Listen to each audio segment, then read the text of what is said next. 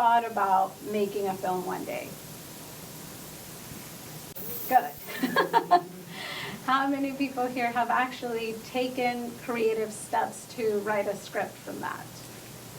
Okay, good. So then the next step, eventually, when you guys are happy with the creative, which can take a long time. There's no time frame for this. I've done projects that we wrote the night before and we were filming it the next day. Everybody's done those 24-hour challenges. Those are really fun because, they'll put you through the ringer. But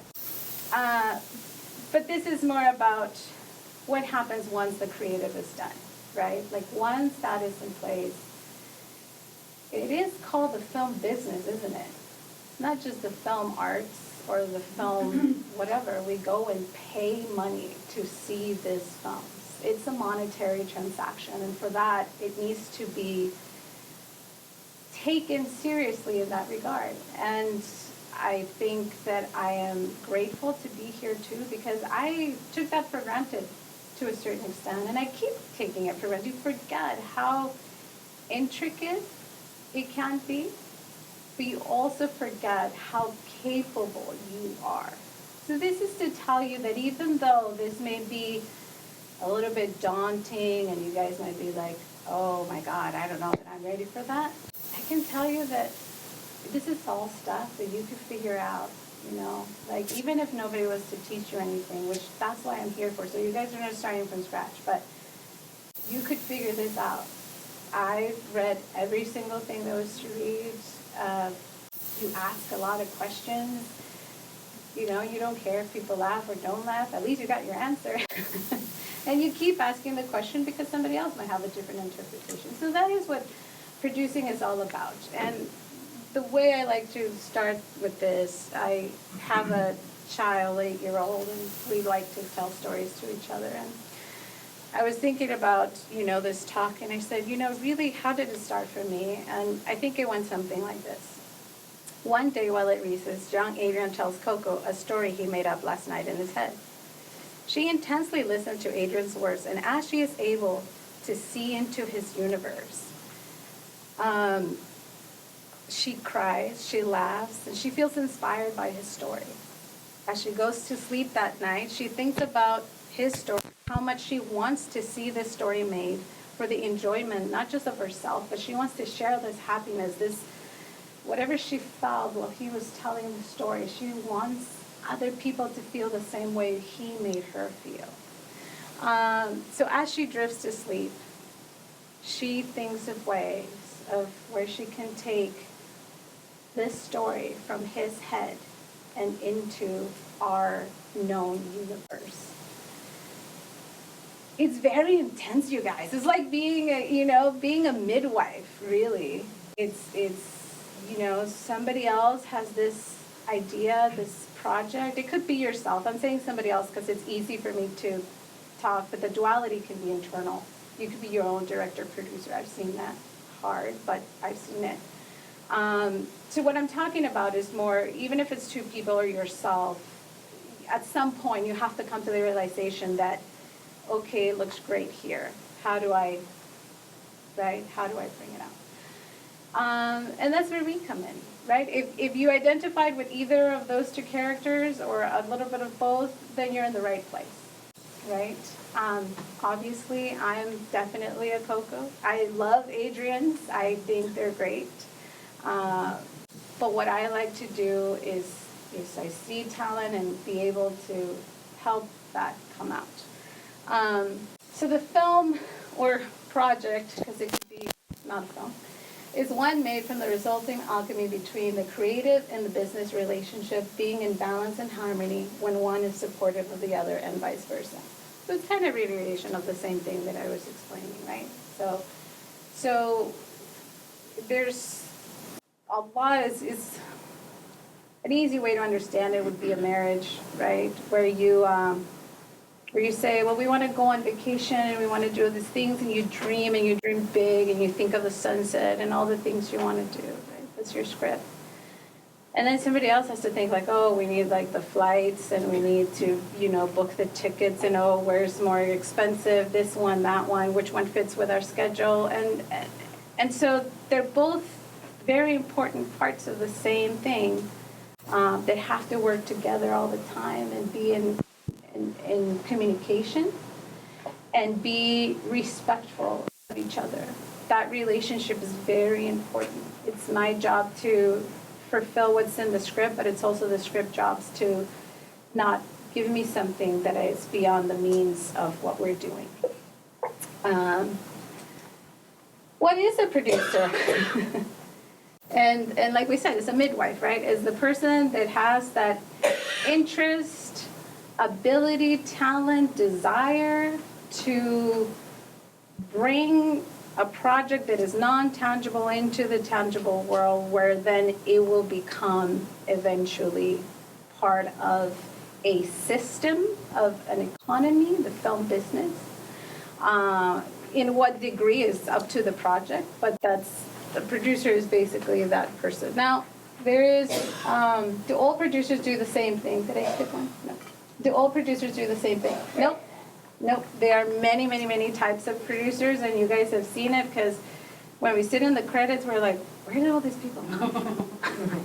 There's a lot of producers. They all do different things, and as you get higher in the ranks, it gets more specialized. I would say that today we're going to concentrate on the independent producer, which is my favorite. But for simplicity and for those who've gone to film school and done this, it might be a little bit redundant, but it's worth repeating. The type of producers, which we're going to see later. How many producers does my project need? Well, that really depends on what you're doing, right? Like, it could be no producer to as many as you need. Some producers come in and they only have a relationship that you need, but they sign on as producer. So really, a producer is a broad term that we use for anybody that's able to help the making of the film that is not on the technical side.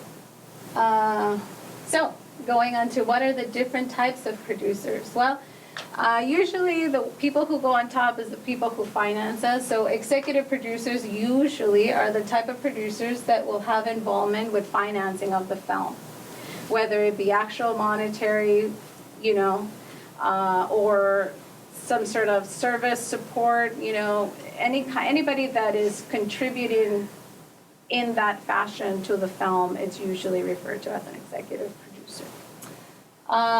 Then there's just the people who are called producers that are usually involved on all stages of production, responsible of overseeing all producers and being decision makers. So they're kind of like the in-between between the executive producers and what we're going to see later, which is the line producer and the UPM, right? They're kind of like the executives. They fulfill their part. They give us the money, and then they come for the screening. That's, in the indie world, that's usually the route. And then there's the producers who stay with the project and make sure that the executive producers are informed, that we are, you know what I mean? So kind of like the in-between.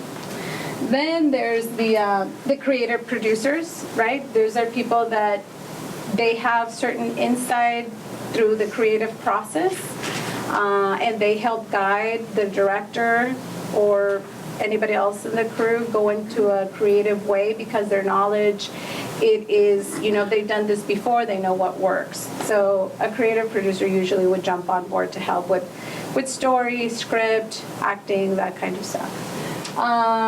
Then we have line producers. The line producers creates and manages the budget. Usually it's only involved once the script is locked. The line producer will come in, break down the script, make a budget for it, and then they're the people tasked to find the teams of people to bring in. Those are so when you're filming, I would say the most active producer that you would interact with will be your line producer. Line producers will have friends or support. The first one being the UPM or unit production manager. They work below the line producer and takes care of very specific tasks on the day-to-day basis, I would say. So the line producer oversees the project. The UPM sees more like the day-to-day, like are we having lunch within the contract hours? Is anybody having turnaround issues and that kind of stuff? So that's kind of like what the UPM does. And then the line producer is more like, how many mandates do we have? Are we still on budget? You know, so those are broken down, the duties of a producer. But like I said, in the independent world, you usually will do them all. So it's good to know them separately and know that, you know, you can consolidate. We're going to make a little stop here. And does anybody have any questions? Can I say that? Can I take questions? Yeah. Anybody? Yeah. How much say does an executive producer have over your, I mean, they're putting out the money, so how much say do they have? It depends on the operational contract between, you know, those are things that are, I like to say that the business sometimes is run by lawyers and accountants. And what I mean by that is that really all those kind of things need to be negotiated up front. Some, you know, there's some executive producers that all they want is the credit. There's some executive producers who wanted to do this all their life, all of a sudden they have money. You know, so it really depends, and it's up to you to set those standards for your relationship going into it. I think one of the best pieces of advice that I got from a producer was, I don't care if it's your brother, get it in writing, right? Because down the line, you know, you said, she said. So it's always, you know, a good producer will tell you that they always have it in writing going in what the parameters of any relationship would be.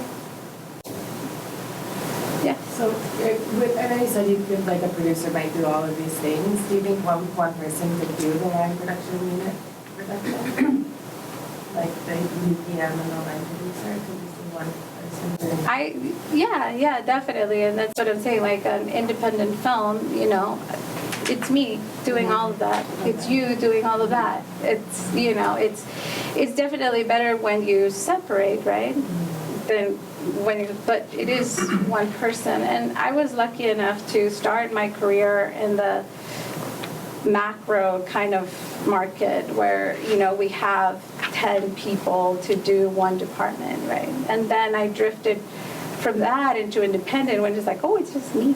I have to cover all of that. So I was lucky because I was able to see everybody do their jobs separately. And so then I knew how to integrate it into myself and be able to do that. Of course, I'm more efficient and better at it the more people you add.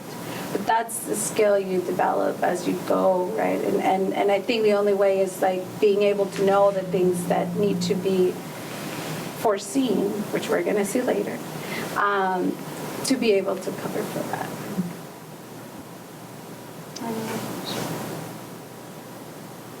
Questions? There's so much here.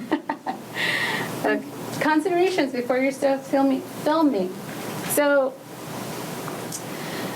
I know a lot of people who get super excited and then they go out and they run out of money really fast. That's no good. So, you know, once you're happy with your script, like we said, when you lock it in, make sure you look at it again. And whether it's you or somebody that you know that sounds a lot like that Coco person, you know, make sure that they see the budget and they read your script and they're like, oh, we're in Mars? How are we going to shoot Mars? Like, do we have to go here? Like, you know, to start seeing the script for its little pieces, not for its content, but for its little individual components.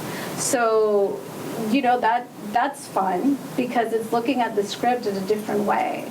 And all of a sudden, for the producer, it becomes this puzzle almost that you're trying to fit together. You're saying, okay, what elements need to come together for this film? Do we need stages? Do we need cameras? Like, what are the elements that we need to bring together? So that's what I mean when I said, look at your script from a business standpoint. Make sure you have an accurate budget, right? And go through your budget many times and think about the things that are needed for your film, right? Like, okay, so we need, of course, all the elements that are in front of camera. Those are kind of easy because they're written down. But then you have to use your imagination and provide for those elements. Okay, all the elements are there. Well, you need your camera person, right, to be able to be behind the camera and operate it. How are they going to get there? What is it going to take for us to get there? Like, do we have to pay them, or do we have a relationship? Or, you start finding out all the things that you're going to need to do that. And that's how you would put your budget together. Then you have to consider, well, does my script call for something that's already licensed? That's going to be expensive, right? And so you have to make note of that. Copyrights, right? Like, you have to think about, well, I can't make the same movie somebody else make because I could be sued for that, right? So, like, you really have to look at those kind of things. Like, is this something that it belongs to us? Do we have the copyrights? Do we have the right to be doing this? Like, am I infringing? Like, all those considerations. Then you have to, what we were talking about, agreements, right? You have to think about, okay, I'm going to invite these people and we're going to do this movie, but how do we make sure that this film stays in my creative control or in the direction that I've said to, so you have to put that in writing with every person that you engage. And so those are things that you have to think about before you even start filming, because you have to hand them that before you start filming, right? Because if they don't agree, then you probably don't want them there. So you have to make sure that you guys are clear about that.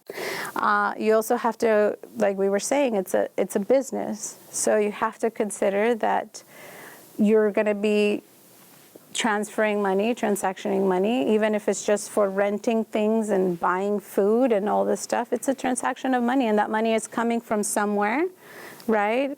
And it's going to be reported on a financial report, or is going to be accessed or reviewed by your executive producers or your distributor, whoever it is.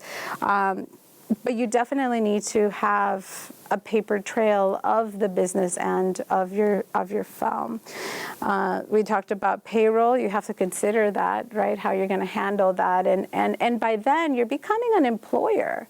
That's a big deal. So all of a sudden you're subject to, state laws and federal laws and all those kinds of things. So these are real things that we need to concern ourselves about as producers. And this is when I go running for the hills. This is when it really gets scary, right? When you have those kinds of responsibility, and you're like, I'm just trying to make a movie. Yet, without those elements, it's not able to survive. It's not sustainable, right? You can get away with one project or two, but then after a while, it needs to function as a business. Your obligations, what we were saying, what are your deliverables? What your financiers, what are they asking? Is it a financial report? Is it actual money? Like, do they expect money in return? Then you have to do your, profit and loss, and you have to involve professionals to help you, because you're filing taxes for a company. You're, issuing potential 1099s to the people that you're employing, unless you're going payroll route. So I would say that even though the producer is responsible for thinking of these things, the producer is not responsible for actually executing every single one of these things. You're only responsible to think about it and put system in place so that it takes care. So you can,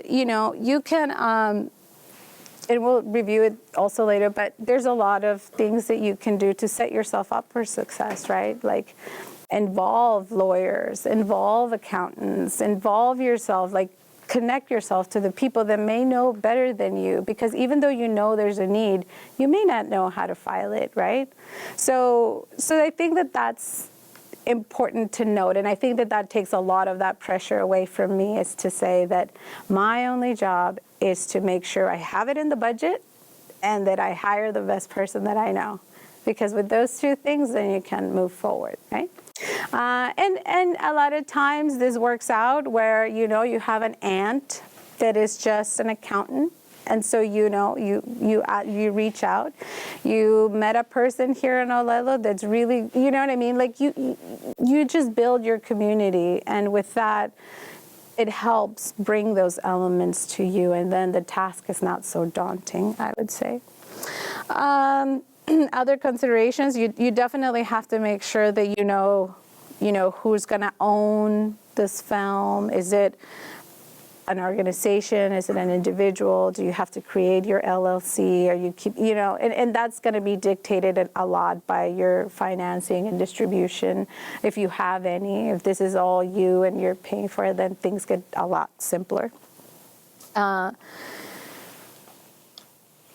I think we covered that.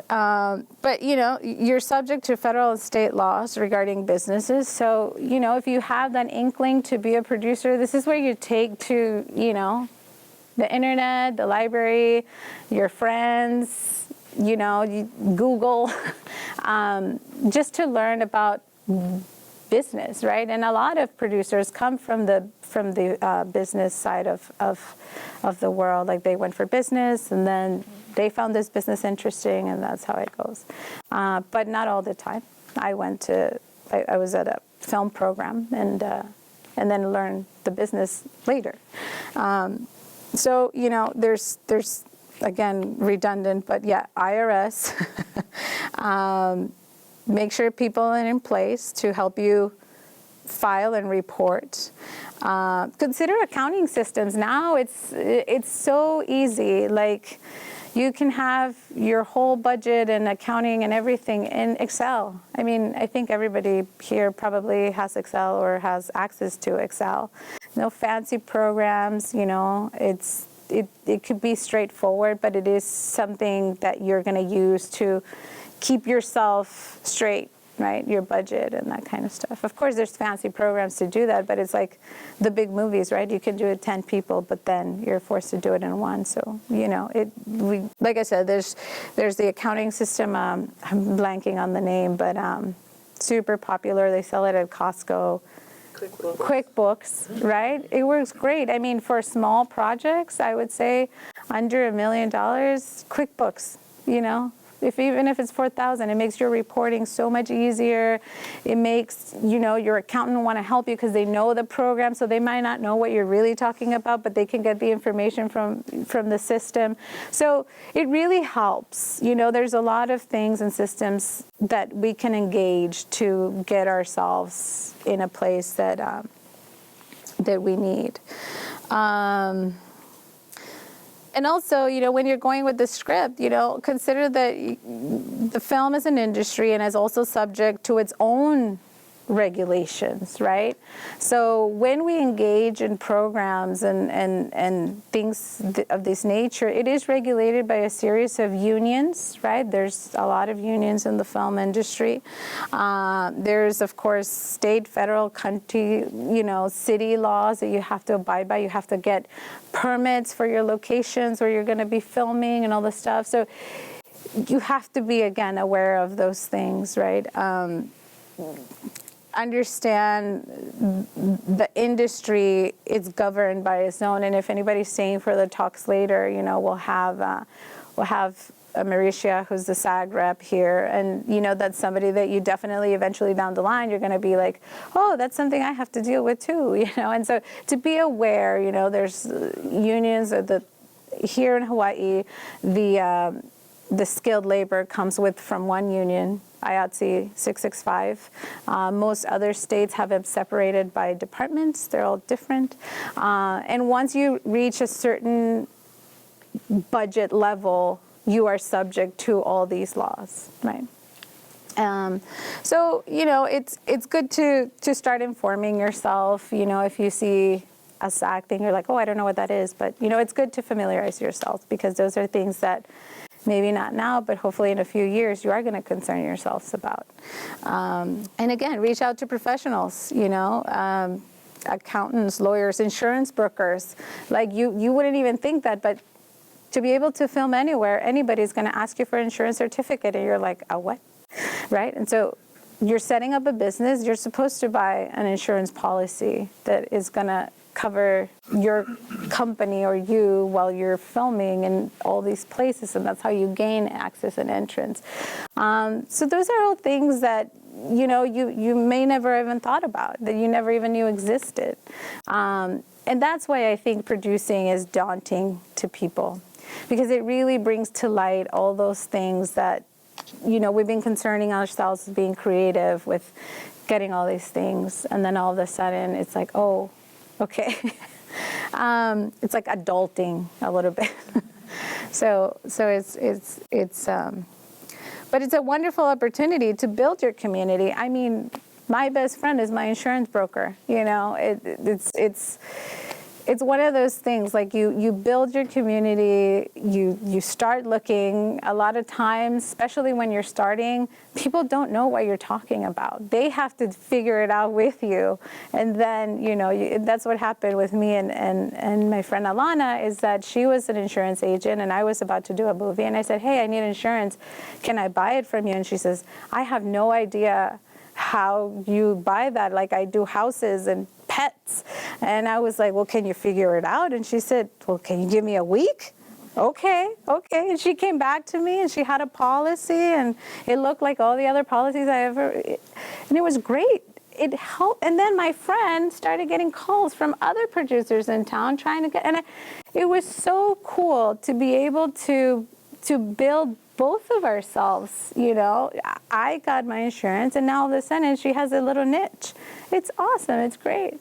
But you have to be willing to say, I don't know. Let me figure it out. And that's what producing is a lot about, is you foresee a need, you may not know how to do it, but you're going to figure it out. And as long as you have that little ticker in your heart that just wants to keep going, you're going to be fine, because the answers are there. They're always there. Wow, that was the end of my life. Yay.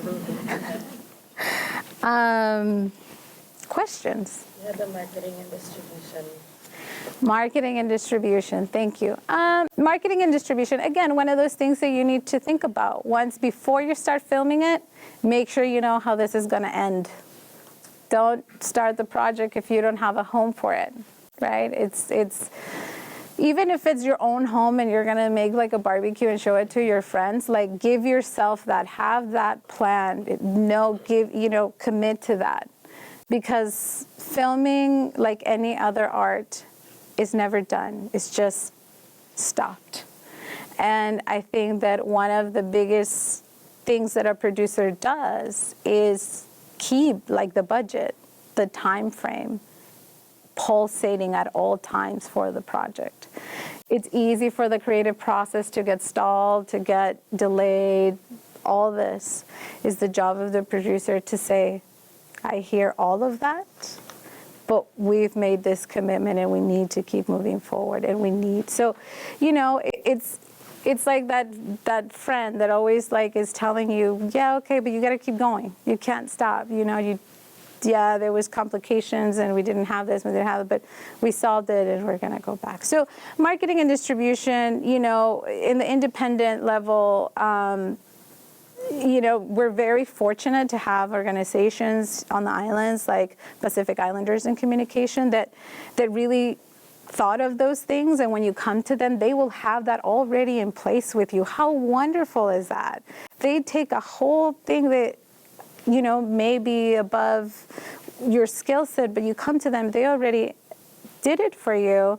And when you come to them, they'll guide you to the process. And when you're done, you'll be like, oh, wow, that wasn't as daunting. That was great. That's part of community. That's why the community building is important, right?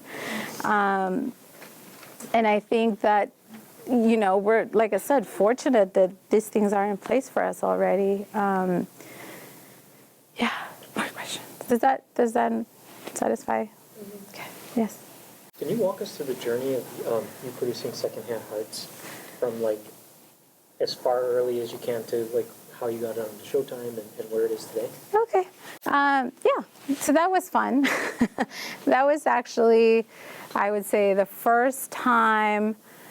So I came to the film business really like not knowing what I wanted. Like, I know when I was a kid, and I was telling the story earlier, all I knew is that I wanted to have my own TV channel. That's how, like, my kid brain said, that's what I want to do. I didn't know what it meant at the time, but it definitely lined me up with media.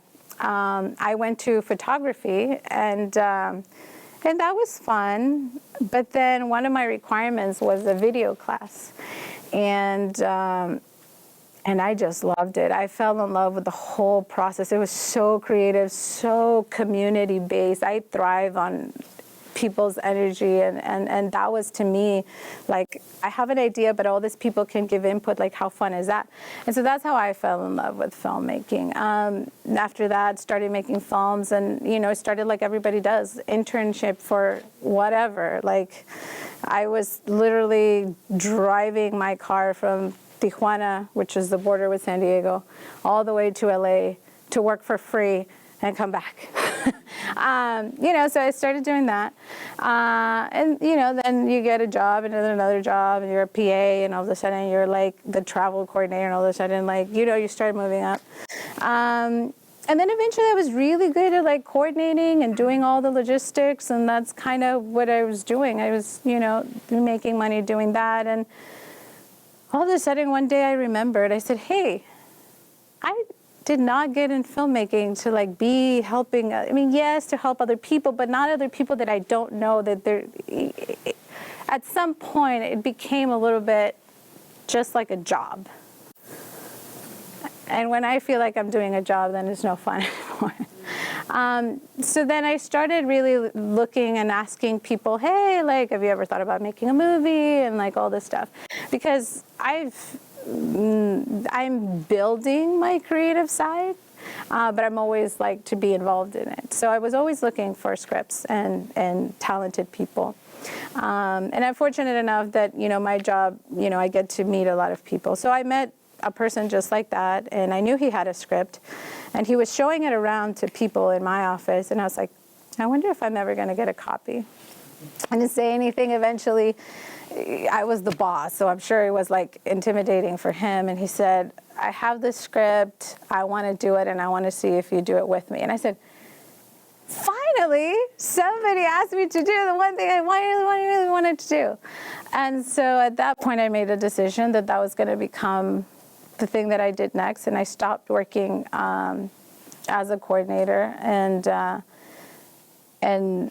started doing that. And yeah, it's been a journey. Like, we filmed. It's funny because we didn't have money. My first film, I really had no idea how to raise money and all these things that you don't think about, distribution. So it was a learning film for us. We were fortunate enough that our cast was great, even though there were no name actors. It took us very far, for what we were, a very modest, tiny film that we made in a crazy budget, and was able to. So we did good at the film festival circuit, not like the film festival circuit, like we didn't go to the, but it was.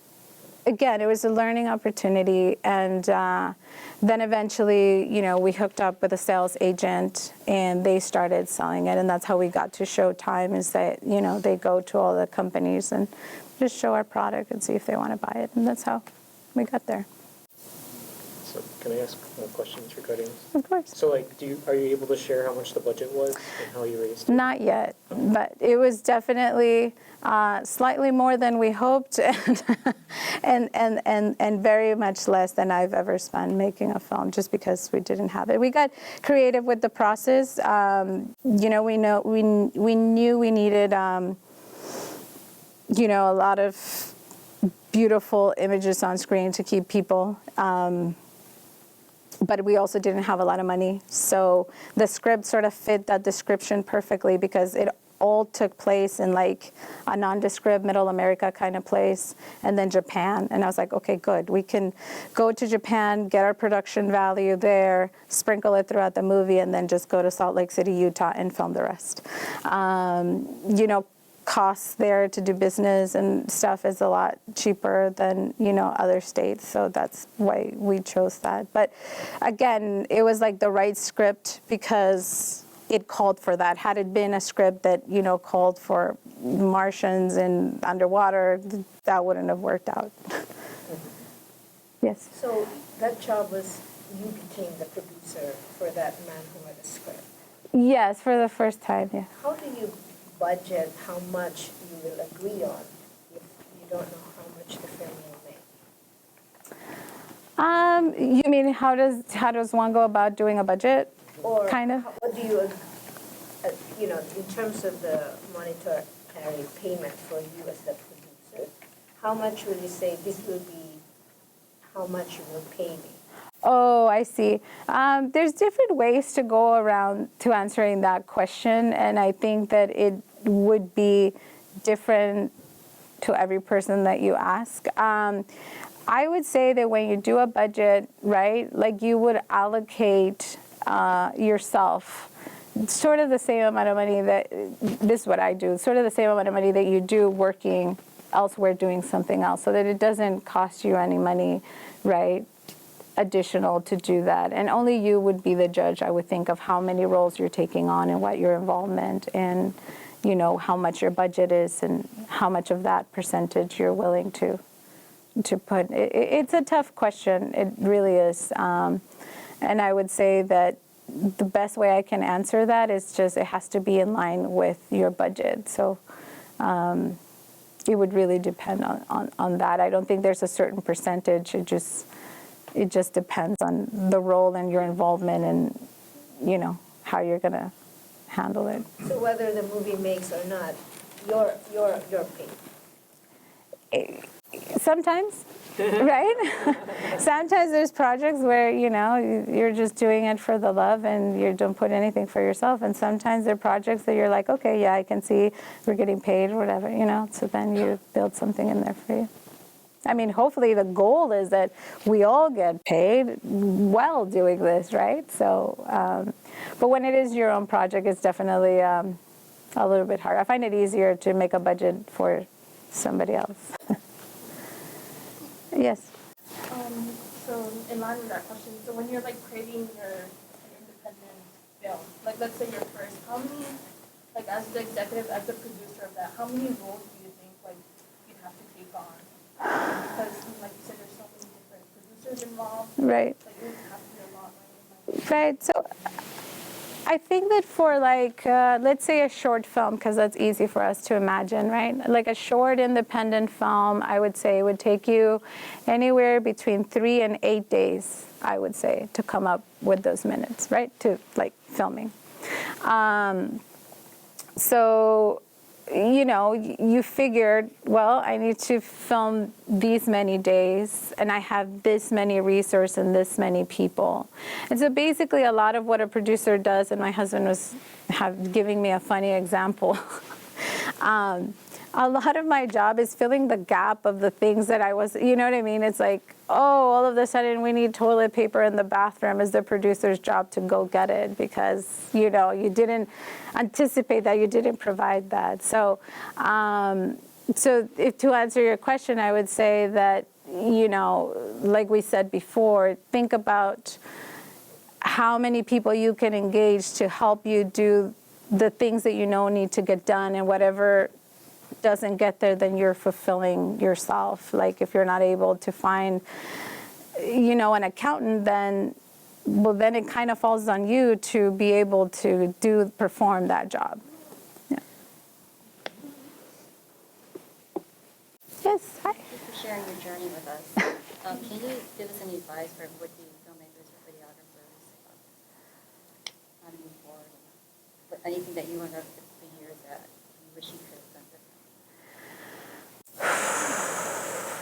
That's a broad question, and one that I want to sincerely answer, because I think that one of the things I would have told myself is just always trust your instinct. I know everybody says it, but I think we all know what we want.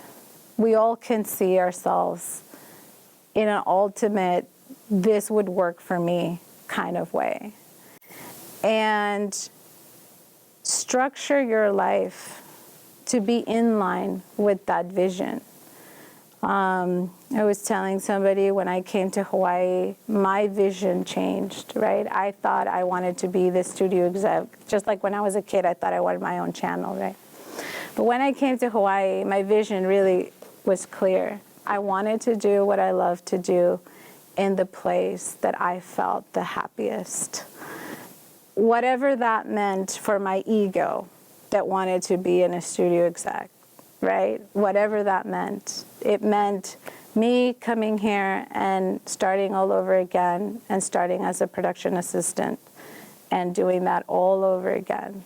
But however many years later, we're still here. My son is in school here, and this is like, I get to do this still. Like, how lucky is that? So I would say that the best advice is just don't give up on what you want to do. Find a way to do it. And be as prepared as possible. And the only way to be prepared is to talk story with your neighbor, see what's going on, come to these things and, see what kind of supports, what kind of talent people have, inclinations, support each other in that, right? I would say. More questions? Anybody? Yes. I have a question. Do you have any insights on fundraising processes and are there people who are looking to fund good ideas, or are there people who want an almost finished package, or that's like a super fun, not really, but it's an interesting question because I did the crowdfunding for our film, and I found that quite challenging. Right, especially in this economy today, it's a little bit challenging. So I say that, when you're getting started, rely on systems in place. So rely on places like, Pacific Islanders in Communication, Olelo, to help you, start there, because those things cost money. Equipment costs money. Being able to find distribution and marketing and all those stuff that PIC provides, those are all things that, so you may not be getting monetary support, but you're getting services. And to me, that's just as important, right? Like with my first film, we engaged people in the community. We said, hey, we're like a bunch of first-time filmmakers, and we really want to do this, and blah, blah, blah. Would you give us a discount on our lunches today? And sometimes they'll give it for free. People sometimes, people just, they see somebody with a dream and they want to help. They really do. So I would say that money comes from when you least expect it. So always be asking for it. Always be in the trail. Always see, and I don't mean money as like the actual money, but any transaction that could be helpful for your film, always be open for that. Yes? So I just completed my first feature, and we're in the middle of doing our marketing and distribution for it. So I'm curious, how did you find your relationship with your sales agent? Where did you find them? And then are you having a good experience with your sales agent and your distributor? Our sales agent, we met. When you're doing the film festival circuit, you meet a lot of other filmmakers, and you start asking them, same like I'm telling you to do now. Hey, how did you get distribution for your film? I saw this, that. Oh, I have this person and that person. So that's kind of how you do it, right? You bond. Our relationship with our, it's one of those things that you wish you were their priority, right? All the time, but they have a lot of films. And so you're in our, we are part of her deck. And she does, the film markets. So we rely on her in that relationship, and so far it's been a positive one. They've really, but they're also within a time limit, right? So I would say that the sooner you get through the hurdle of finding distribution, because your film ages as it happens, and after 2 years, it's a lot harder to get picked up. So when you do go into making a film and you don't know how you're going to distribute it, it's best to reserve your rights to screening it, because some people won't buy it if it's already been shown or if you already sold tickets for it. Again, one of all the many things that we need to talk about or think about as producers. Yes? Have you applied for grants before, and do you have any advice on that? Yes, I not much experience with that. I had my first experience, and I would say that it is definitely hard because you have to think of, you have to sell your film on paper, which is really hard. But I would say that at least it's a place to start. Because when you don't have that, then you're like, how do I get money to make a film? Who's going to be interested on that? So it becomes like a more complicated conversation. So I do think that grant is a great resource for first film or, short or independent filmmaking. Those are great. And there's a lot, again, there's like a lot of support for independent filmmaking, in the form of, just organizations that want to help first-time filmmakers and first-time producers. And,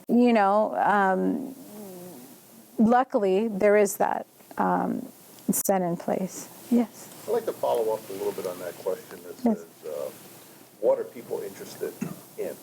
So if you're selling your film, what kind of market research do you have to do? So, I mean, you can be very passionate about your story or how it's going to be portrayed, Right. but you're also trying to sell what's unique about it, what's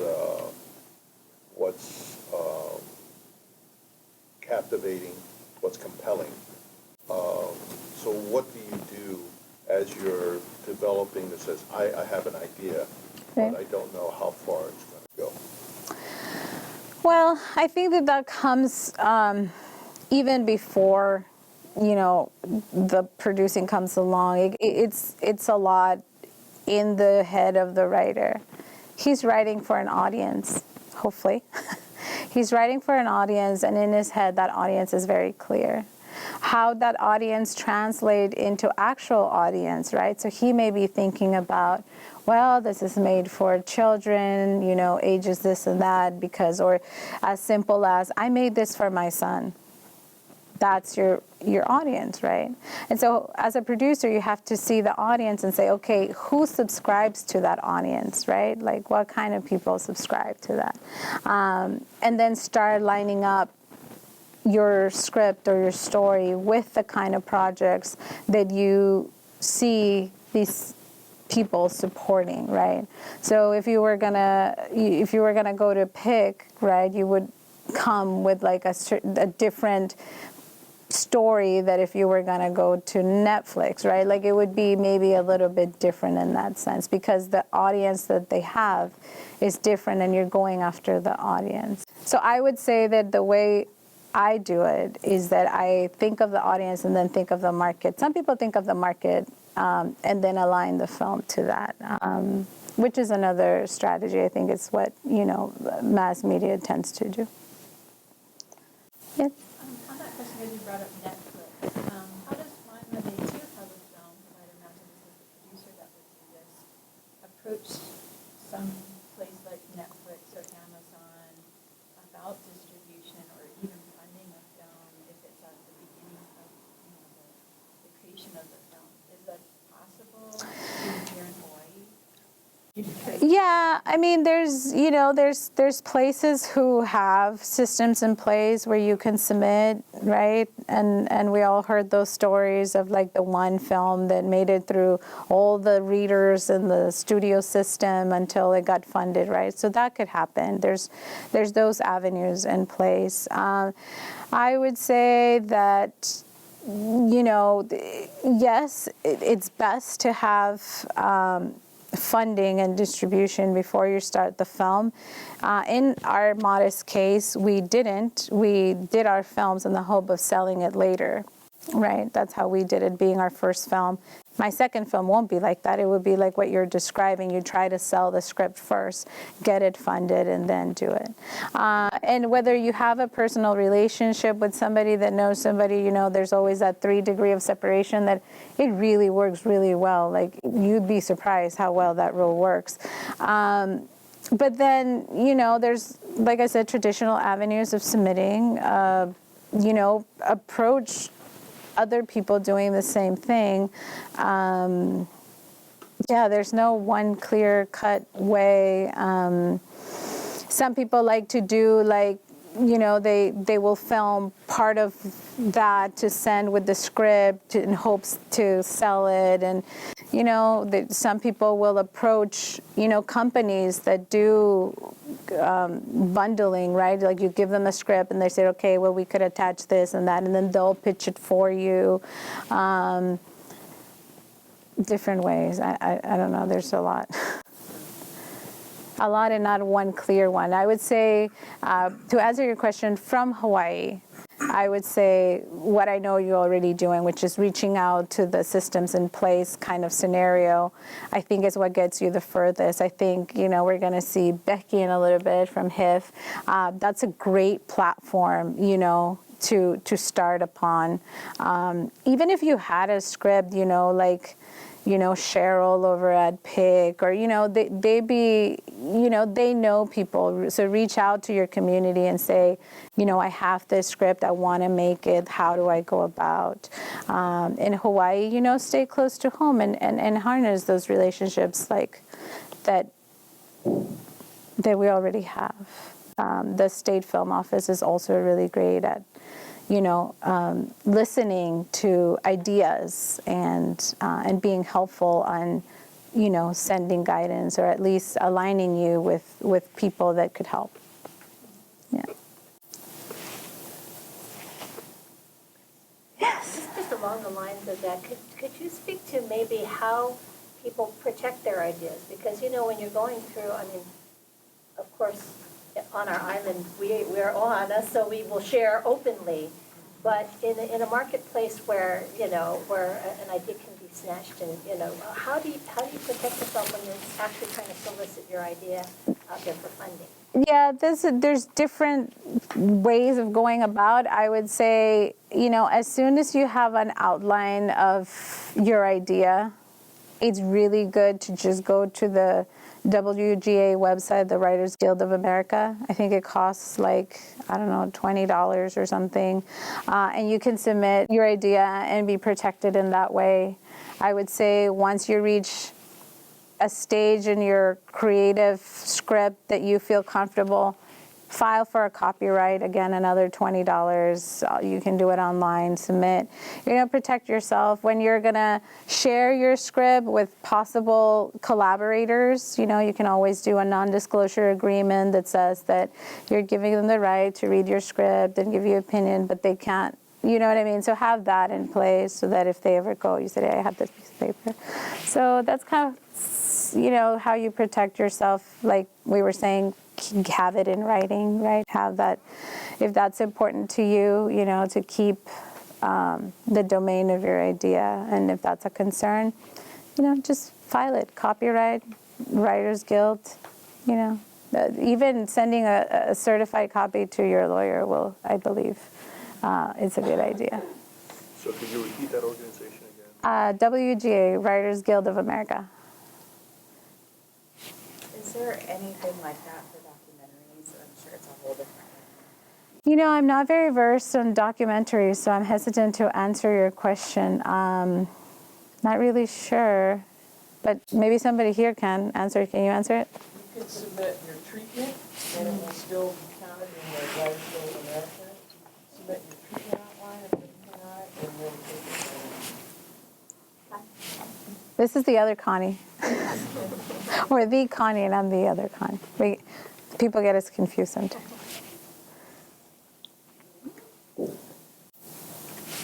More questions? Hey. Oh, I have one more question, I guess, because there are a lot of filmmakers who try and put on every hat, right? You're the do-it-yourself, do-it-all filmmaker who has to put on the producer's hat, but then you've got the creative hat, and so when you have the luxury and privilege of having a producer, how much does a producer kind of like dabble in the creative in that, I think to Ed's point, is like somebody goes like, hey, this is my film and my idea, but it's not necessarily commercial or sellable. Does a producer come in there and go like, maybe, what do you think about this? Or is that kind of a collaboration or not really? Does it happen? It depends on the stage that the producer gets involved and what they get involved with. Certainly, like in the case that I was explaining, I got involved with all the creative was already done. And it was just me, you know, but I've been in projects where I'm part of the creative committee, and we think about, you know, distribution and things at the genesis of the project because we have a very specific market that we're trying to hit. I'm sorry. So the question was, how do you? How much does it take, right?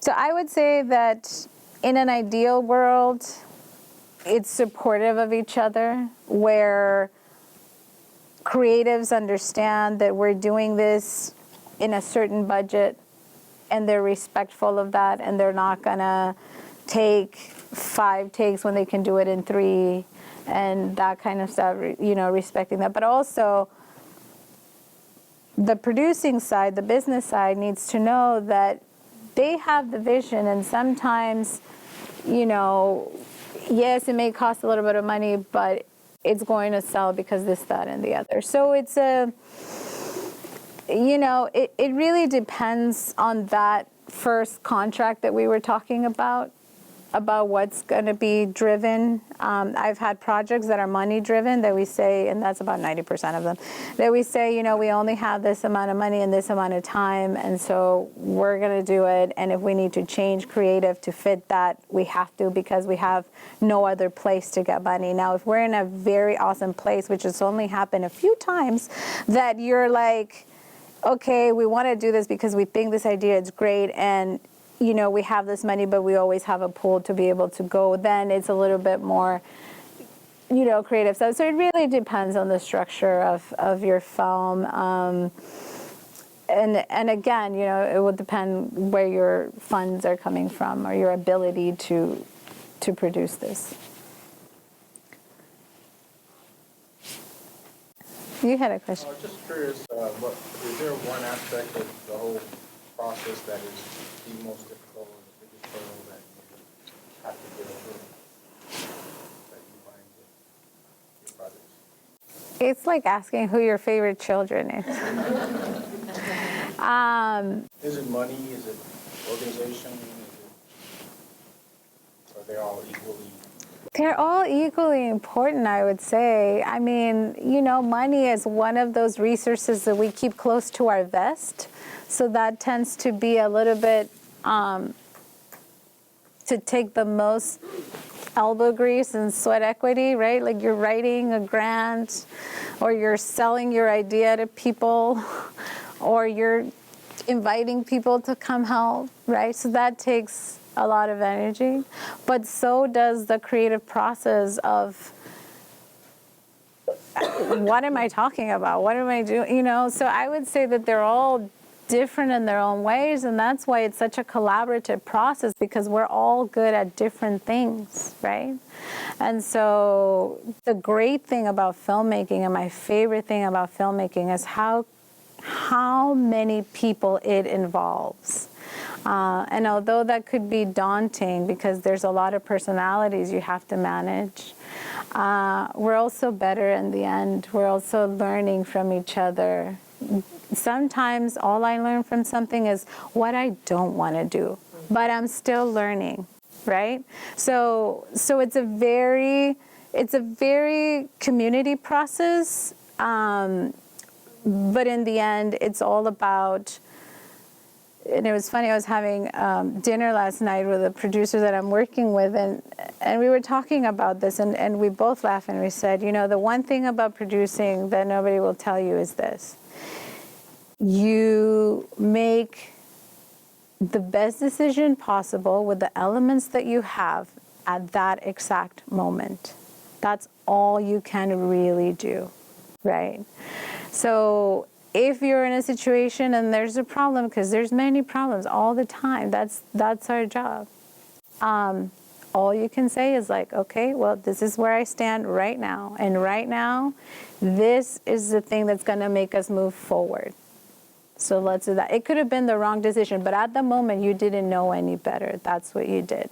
And that's the one thing I would say about any position in filmmaking is the drive to keep moving it forward, to bring it to completion, and that should always be your goal, is to finish. Don't start something that you're not going to finish, and that's why I say having a plan on where you're going to deliver this to is important, because things happen and one gets discouraged. So having that accountability, it's important, I think. Does that answer your question?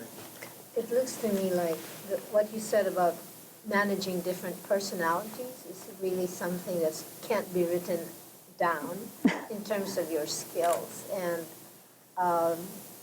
you must have very good people skills. It's If I'm the director, I would really need a producer. Yes, it's definitely a management position. It definitely is that. It's human relationships. And a lot of my job, honestly, is making people understand the scope of film business. So, like, if somebody's asking for something, it's my job to teach that somebody why the other person is asking for that. Why is it important? And that's what I love about teaching, is that it opened, like, so I started my career in production, and it wasn't until I went to a different department, which was accounting, that I was able to have a better, more rounded vision of filmmaking. And the more you stay on it and the different positions that you do, you start to understand and be empathetic of the process, that now when I go to a set, it's like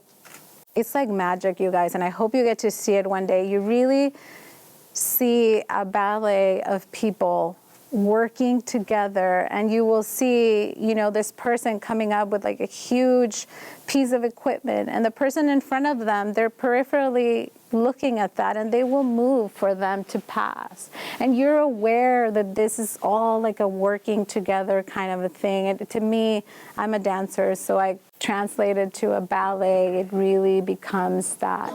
And so the more empathetic you are to other people's job, I think the better I can do my job, because I understand what their needs are. They're not just asking, you know, this equipment for asking. They're asking because they want to deliver the best film possible for us, and I have to listen to that. So that sort of creates a little bit of the barrier of where to draw the line, right? Yeah. Yes. I have a question around budget. Yes. And I think, I don't have a specific question because I know that every project is very, very different. And I guess mostly I'm just curious if there's like any resources locally or other, like maybe other workshops or things that...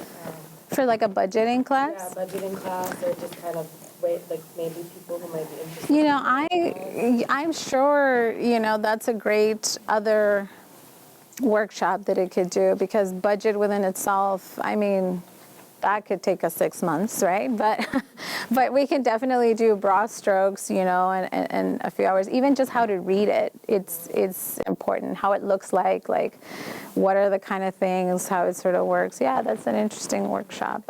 It's definitely a skill set within itself, and I would say that it's very much in line with the lion heart of a line producer. You know, it really goes hand in hand with that. But it's a very important skill set to have, and in the end, it's literally the bottom line.